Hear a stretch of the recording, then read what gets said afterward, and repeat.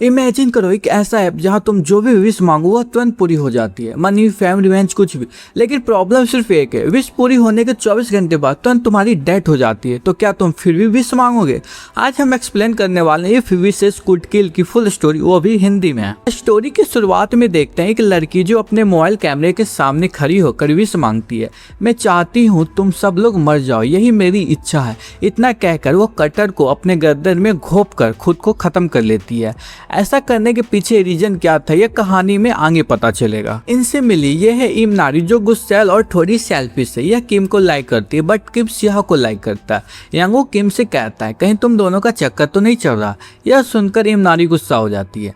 यह है क्लास का टॉपर जो सिहा को लाइक करता है।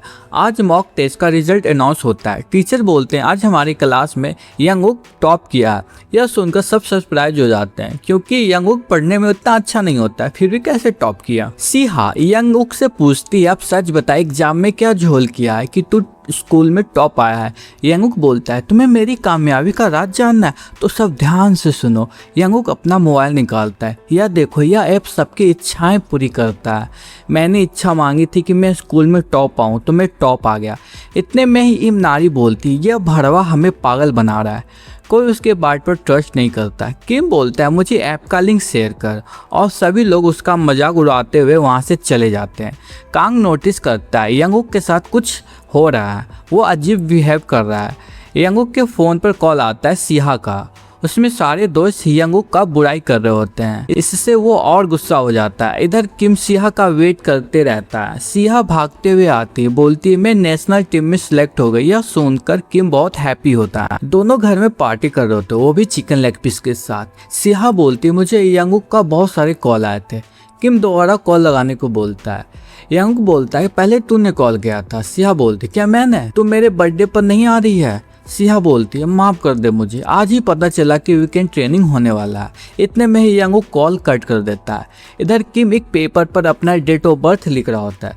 मजाक मजाक में किम उस ऐप से विश मांगता है मेरी सिहा का ट्रेनिंग कैंसिल हो जाए। उन्हें क्या पता था एक विश मांगने की कीमत उन्हें उनके जान देकर चुकानी पड़ेगी। अगले दिन क्लास में यंगुक का मोबाइल रिंग करता है, उसमें टाइमर चल रहा होता है। टीचर बोलते हैं किसका फ़ोन बज रहा है, चलो जल्दी खड़े हो जाओ। लेकिन यंगुक कोई आंसर नहीं देता। किम उसे उठाने की कोशिश करता है। तभी यंगुक अचानक ज़ॉम्बी जैसा बिहेव करने लगता है, जैसे उसके अंदर कोई शैतान घुस गया हो। सब लोग डर जाते, किसी को समझ नहीं आता कि यह क्या हो रहा है। यंगुक कटर निकालता है और सिहा की तरफ दौड़ जाता है। यंगुक अपना मोबाइल देखता है, टाइमर खत्म होने वाला होता है। अचानक वो खड़ा हो जाता है, कटर को सीधे अपने गर्दन में घोंप देता है और खुद की जान ले लेता है। सिहा बेचारी रोती रहती है, उसे ऐसा करने से मना करती है बट वो रोक नहीं पाती। यंगुक ने उस ऐप से विश मांगी थी और उसकी कीमत उसे अपनी जान देकर चुकानी पड़ी। सभी लोग उस घटना से शौक में थे। सिहा की कोच पूछती है तुम ठीक हो ना? कोच बोलती है मैं कल भी ट्रेनिंग नहीं रखूंगी, तुम घर पर आराम करना। तभी सिहा को याद आता है किम ने भी विश मांगी थी कि ट्रेनिंग कैंसिल हो जाए। किम के फ़ोन पर मैसेज आता है आपकी इच्छा पूरी हो गई। सिया भागी भागी किम के पास जाती है। वह बोलती है टाइमर आया क्या? सभी लोग बहुत डर जाते हैं। कांग मोबाइल को रीसेट करता है, फिर भी वह ऐप डिलीट नहीं होता। सिहा बोलती है एक काम कर, जो भी ज़रूरी सामान है सब लेकर मेरे घर पर आ जाओ। किम घर पर आता है, थोड़ी देर के लिए सोना चाहता है। तभी उसका फ़ोन रिंग करता है। हाँ बोलो सिहा। कुछ लड़कियां बात कर रही होती किम के बारे में, लेकिन किम कहता है सिहा तो घर पर अकेली है, उसे कुछ शक होता है। वह भागता हुआ सिहा के पास जाता है। जैसे ही सिहा के पास पहुंचता है कॉल कट हो जाता है। किम कहता है मेरा फ़ोन पक्का हैक हुआ है, कोई तुम्हारी आवाज़ में बात कर रहा था, लेकिन तुम तो अभी अकेली हो। सिहा कहते हैं यंगुक ने भी यही कहा था, उसने मेरी आवाज़ सुनी है। कांग उसके फ़ोन से वह ऐप हटाने की कोशिश कर रहा था। कांग बोलता है इसमें कुछ मिनट लगेंगे। तभी किम अपने आंखों को जोर जोर से मसलने लगता है। इम नानी बोलती है किम ये तुम्हें क्या हो रहा है? पर वो और जोर जोर से मसलने लगता है। सब लोग बहुत डर जाते हैं। किम कुछ दिखाना चाहता है लेकिन किसी को कुछ दिखता नहीं है। फिर अचानक किम की उंगलियां मुड़ने लगती है। किम को एक डरावनी लड़की दिखती है। कांग उसे पकड़ता है। सिहा जल्दी से इमरजेंसी नंबर पर कॉल करती है। इम नारी वीडियो रिकॉर्ड कर रही होती। किम कांग का गला दबाने लगता है, बोलता है तुम्हें इन सब में पढ़ने की क्या जरूरत थी। इतने में ही सिहा लैपटॉप उठा के किम को मारती है। किम कांग को छोड़ देता है और वह गिर जाता है। सिहा हॉस्पिटल में एडमिट होती है। डॉक्टर से पूछती है किम कैसा है। डॉक्टर बोलते हैं आईसीयू में एडमिट है, लेकिन उसके होश में ना आने की वजह सिर्फ सर पर लगी चोट नहीं है, कुछ और है।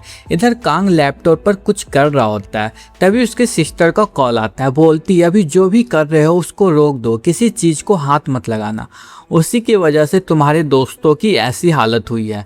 तुम लोगों ने एक आत्मा को उकसाया है। कांग बोलते हैं आपको यह सब कैसे पता चला। सिस्टर बोलती है यह जुगू है, शराब फैलाने का एक जरिया। कांग बोलता है स्मार्टफोन ऐप कब से शराब फैलाने लगे। सिस्टर बोलती है जुगू का कोई निश्चित रूप नहीं है, यह लेटर, पेंटिंग और वीडियो में भी हो सकता है। सिस्टर बोलती है तुम सिहा को लेकर मेरे पास आओ। इधर सिहा पेपर पर कुछ लिख रही होती है। कांग भागा भागा सिहा के पास जा रहा होता है। सिहा अपनी डेट ऑफ बर्थ लिख रही होती है। कांग उसके रूम में पहुंचता है पर वो वहां नहीं रहती है। वह देखता है पेपर पर डेट ऑफ बर्थ लिखा हुआ है। वह विश मांगने वाली होती है किम के लिए। कांग जब तक उसके पास पहुंचता है सिहा विश मांग चुकी होती है। सिहा के फोन पर मैसेज आता है उसकी विश पूरी हो गई। इधर किम की आंखें खुल जाती है और सिहा के मोबाइल पर टाइमर स्टार्ट हो जाता है। एम नारी सिहा के घर जाती है अपना मोबाइल लेने, साथ में किम का भी मोबाइल लेती है। वह देखती है कि किम के फ़ोन पर टाइमर चल रहा है। उसी समय हमें यह भी पता चलता है कि एम नारी के फ़ोन पर भी टाइमर स्टार्ट होता है, मतलब एम नारी ने भी विश मांगा होगा। तभी किम के मोबाइल पर टाइमर बंद हो जाता है। यह देखकर एम नारी शॉक्ड हो जाती है। कांग बोलता है चलो सिहा हमें इसी वक्त किसी से मिलने चलना है। कांग की सिस्टर सामन होती है। दोनों निकल पड़ते हैं अपने मंजिल की ओर। दोनों गेट खटखटाते हैं। सिहा बोलती है तुम तो यहाँ आते थे ना। कांग बोलता है आया हूँ पर कभी अंदर नहीं गया। तभी दरवाज़ा खुलता है और एक बंदा बोलता है साले साहब आप आ गए। सभी लोग अंदर जा रहे थे। तभी सिहा के फ़ोन पर किम का कॉल आता है। वो बोलता है मैं आईसीयू से बाहर आ गया, तुम मुझसे मिलने नहीं आई। वह पूछता है तुम कहाँ हो, मैं भी वहाँ आता हूँ। तभी कांग की सिस्टर बोलती है जवाब मत देना। सिस्टर बोलती है क्या तुम हाथ नीचे कर सकती हो। सिहा अपनी आंखें हिलाकर बोलती है नहीं। हायंग जल्दी से रस्सी लाने को कहती है। हायंग सिहा का हाथ बांध कर नीचे करती है और फ़ोन गिरा देती है।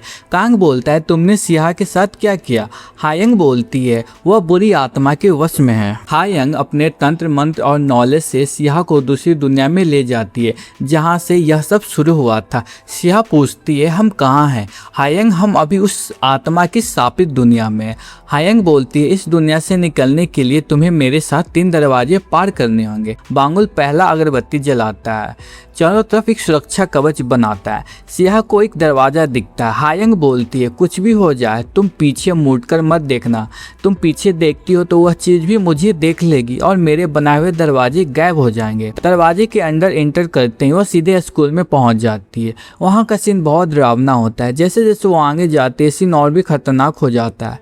जैसे तैसे वो पहला दरवाज़ा पार करती है। दूसरे गेट में एंटर करते वो वहाँ पहुँच जाती है जहाँ पर उसके मॉम और डैड का एक्सीडेंट हुआ था, जहाँ उसके बचपन की यादें होती है। हायंग सिहा से कहती है जल्दी आगे बढ़ो क्योंकि टाइम खत्म हो रहा था।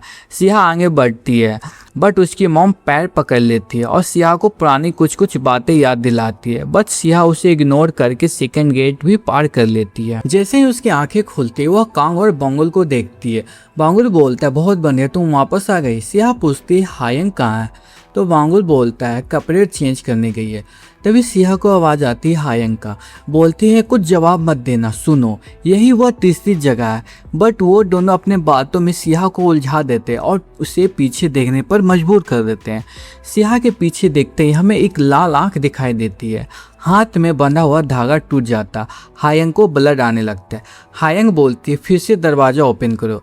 बांगुल बोलता है यह दरवाज़ा सिर्फ 3 मिनट तक ही रहेगा, तुम्हें 3 मिनट के अंदर वापस आना होगा। सिहा को खून से भरा हुआ पानी दिखता है।